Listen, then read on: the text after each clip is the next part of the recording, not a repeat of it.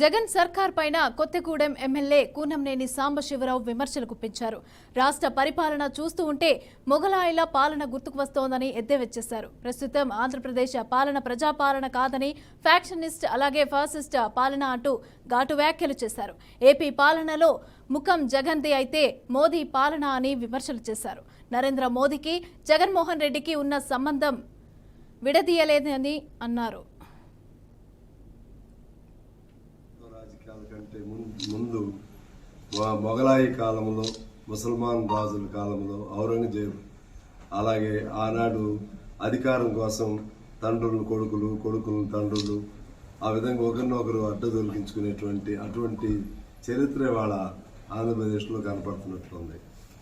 ముఖ్యంగా ఇవాళ ఉన్నటువంటి ఆంధ్రప్రదేశ్లో ఉన్న పాలన అది ప్రజాపాలన కాదు, అది ఫ్యాక్షన్ పాలన, ఫాసిస్టిక్ పాలన.